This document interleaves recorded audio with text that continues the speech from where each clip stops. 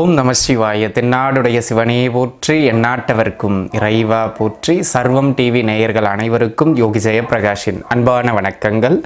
அன்பு உறவுகளே, இந்த பதிவில் நம்ம என்ன பார்க்க இருக்கோம் அப்படின்னு கேட்டுக்கிட்டீங்கன்னா, சனி பகவானினுடைய பெயர்வு ஒவ்வொரு நட்சத்திர வாரியாக உங்களுடைய ஜென்ம நட்சத்திரத்திற்கு அடுத்த 2.5 ஆண்டு காலகட்டம் எப்படி இருக்க போகின்றது இந்த சனியின் பெயர்வினால் அப்படிங்கிறத நம்ம பார்க்க இருக்கோம். சரிங்களா?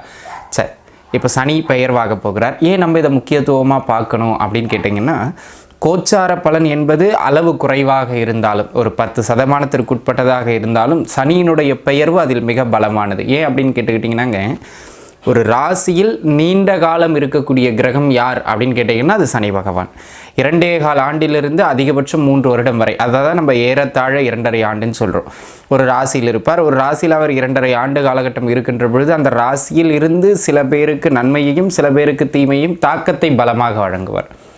அப்பேற்பட்ட ஒரு வல்லமை பொருந்திய கிரகம், கோச்சார கிரகங்களிலேயே மிகவும் பலமான பலன்களை வழங்க வேண்டிய ஒரு கிரகம் அப்படின்னா அது சனி பகவான் தான்.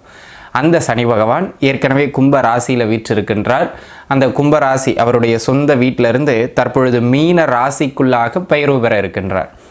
அவ்வாறாக பெயர்வு பெறுகின்ற அவர் கிட்டத்தட்ட 2027 ஜூலை மாதம் வரைக்கும், ஜூன் ஜூலை வரைக்கும், அடுத்த ஒரு 2 வருடம் 3 மாத காலகட்டத்திற்கு மீன ராசிக்குள்ளாக நிலை பெற இருக்கின்றார். அங்கே அவர் வக்ரம் அடைவார். அது பிறகு, ஆனால் அடுத்த 2.25 ஆண்டுகளுக்கு அவர் மீன ராசிக்குள்ளாக அமர இருக்கிறார்.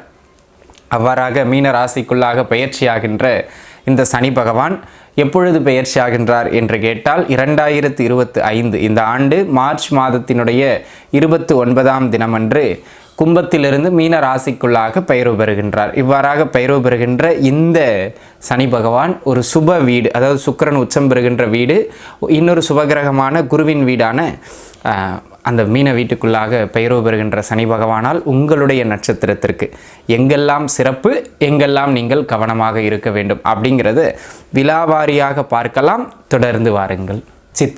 சித்திரை நட்சத்திரத்து அன்பர்களை பொறுத்த மட்டிலும், அதாவது முதல் 2 பாதம் கன்னியிலையும் மறு 2 பாதம் துலாத்திலையும் இந்த நட்சத்திரம் அமையுங்க. இந்த நட்சத்திரக்காரங்களுக்கு இந்த சனி பெயர்வு ஒரு ஆகச்சிறந்த பெயர்வு அப்படின்னு தான் சொல்லுவோம். அதுலேயும் நட்சத்திரம் சித்திரை நட்சத்திரம் 3-4ஆம் பாத நண்பர்களுக்கு இன்னும் சிறப்பான ஒரு பெயர். அதில் குறிப்பிட்டு பார்த்தோம்னாங்க, முதல் அமைப்பாக வேலை கிடைக்கும். வேலை வாய்ப்பே இல்லை, கஷ்டப்பட்டுக்கிட்டு இருக்கோம் அப்படின்னு சொல்கிறவங்களுக்கு வேலை வாய்ப்பு கிடைக்கக்கூடிய ஒரு நல்ல அமைப்புகளில் இந்த பயிற்சி உண்டு. அதனை அடுத்ததாக தொழில் ரீதியாக இருந்த மிக கடுமையான நெருக்கடிகள்லாம் ஓரளவுக்கு குறையும். அந்த மாதிரியான ஒரு அமைப்புகளையும் அந்த காலகட்டம் உண்டு. அது மட்டும் இல்லாமல் பொருளாதார நெருக்கடிகள்லேருந்து படிப்படியாக நீங்கள் வெளியில் வர்றதுக்கான எல்லா விதமான சூழல்களும் உங்களுக்கு கிரியேட் ஆகும்.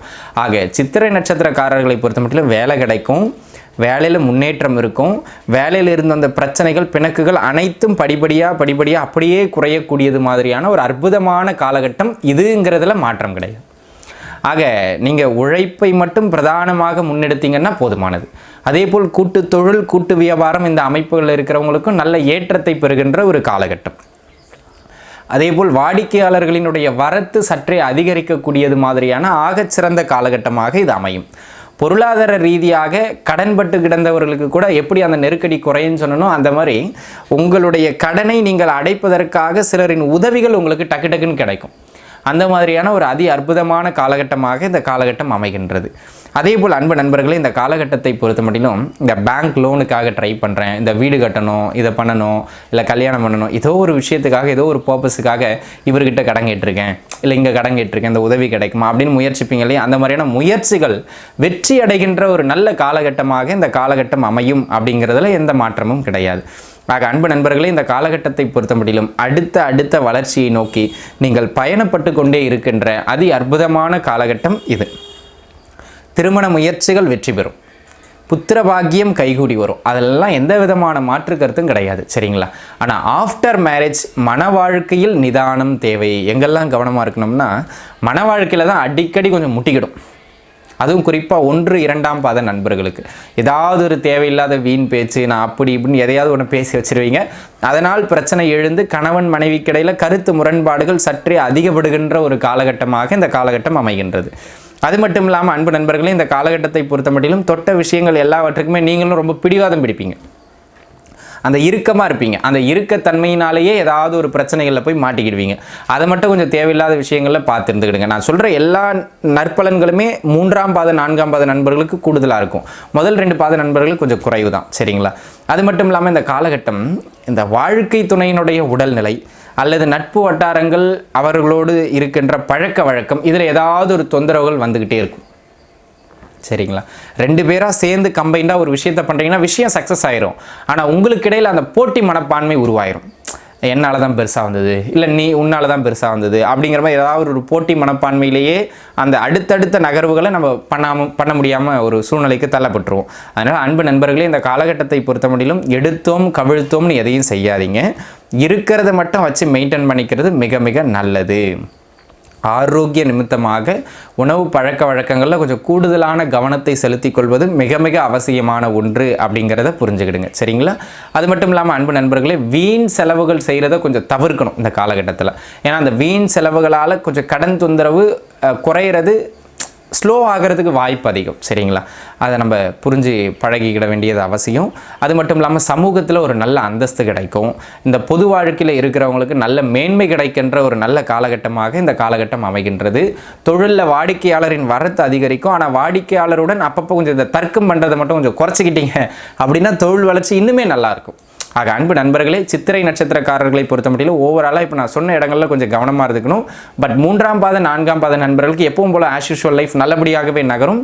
பெரிதாக கவலை கொள்ள வேண்டிய அவசியம் கிடையாது. அது மட்டும் இல்லாமல் அன்பு நண்பர்களே, இந்த காலகட்டம் இந்த கொடுக்கல் வாங்கல் சம்பந்தமாக முன்பின் தெரியாதவர்களோடு எதுவும் பெரிதாக பண்ணாமல் இருக்கிறது முதல் 2 பாத நண்பர்களுக்கு மிக மிக நல்லது. அதை மட்டும் கொஞ்சம் கூடுதல் கவனத்தோட மனசில் வச்சுக்கிடுங்க. சரிங்களா? வாழ்க்கை துணையுடன் தாங்க இந்த பீரியட் ஏதாவது ஒன்று முட்டிக்கிட்டே இருக்கும். மற்ற எல்லா விஷயமும் ஓரளவுக்கு ஓகே தான், அட்ஜஸ்ட் பண்ணிடலாம். அதே போல் வேலை கிடைக்காத நண்பர்களுக்கும் தொழில் அமையாத நண்பர்களுக்கும் இந்த பீரியடில் தொழில் அமைகிறதுக்கோ வேலை கிடைக்கிறதுக்கான உதவிகள் அங்கங்கே இருந்த ரெஃபரன்ஸ் அங்கங்கிருந்து கிடைக்கும். ஆனால் அதை முறையாக பயன்படுத்தி சரியாக உட்காரணுங்கிறத மட்டும் மனசில் வச்சுக்கிட வேண்டியது மிக மிக அவசியம். ஆக அன்பு நண்பர்களே, சித்திரை நட்சத்திரக்காரங்களுக்கு அப்படி ஒன்றும் சூப்பர்னு சொல்ல முடியாது, பின்னடைவுன்னு சொல்ல முடியாது. ஆனால் சித்திரை 3, 4ஆம் பாத நண்பர்களுக்கு ஓரளவு பரவாயில்லைங்கிற முன்னேற்றம் நன்றாகவே இருக்கும். முதல் 2 பாத நண்பர்களுக்கு மட்டும்தான் கொஞ்சம் தடுமாற்றங்கள் இருக்கும். ஆனால் 2026 பிற்பகுதியிலேருந்து உங்களுக்கும் சரியாயிரும். கவலைப்படணுங்கிற அவசியம் இல்லை. ஆக அன்பு நண்பர்களே, இந்த காலகட்டம் பார்த்து நகருங்கள். அனைவரும் நன்றாக இருப்பீர்கள். வாழ்க வளமுடன். நன்றி.